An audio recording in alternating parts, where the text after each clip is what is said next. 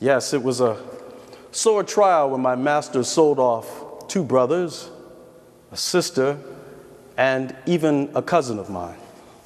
You see, Mr. Ensor ridiculed the idea of black people having any feelings at all, yet he consented to allow my mother and I to travel to Baltimore to take our leave of them.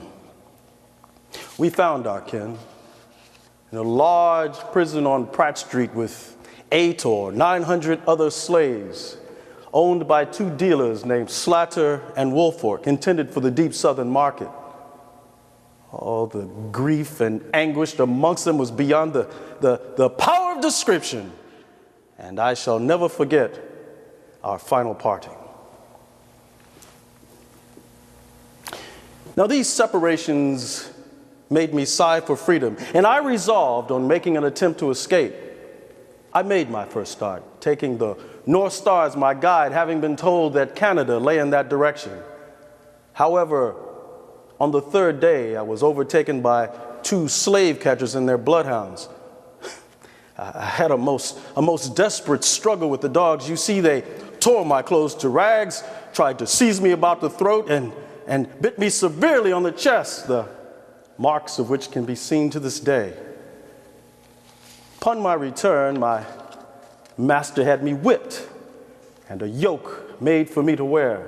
Now, this was a large band of iron with two upright pieces hooked at the top to hang bells.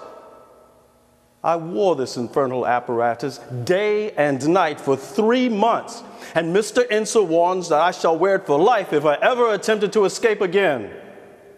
Now, these incidents show the degrading character of slavery and its harmful effects on the moral as well as physical condition of both victims and victimizers. Now, when the cholera struck Maryland, killing great numbers of people, I felt the weight of my sins and was much alarmed for my own eternal safety.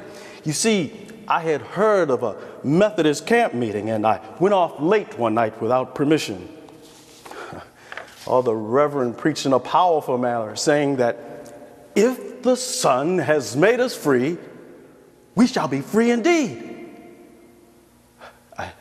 I burst into tears and knelt at the foot of the tree and poured out my soul, beseeching the Almighty to pardon my sins.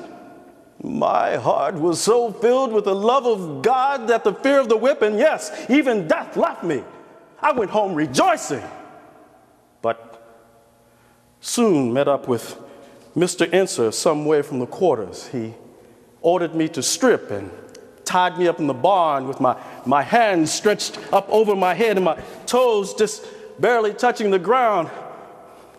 I looked at him earnestly and I told him my soul was happy. Oh, he could punish my body, but he could not harm my soul. I told him that for every stripe he laid on my back, it would rise up in heaven and register against him on the day of judgment. Well, this unnerved him so he seemed utterly unable to give me the lash or give me a single blow. He loosed my bonds and told me to go about my work.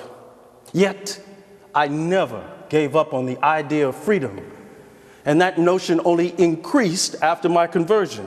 You see, I felt that slavery was too heavy a burden and was consumed by thoughts of liberty, liberty,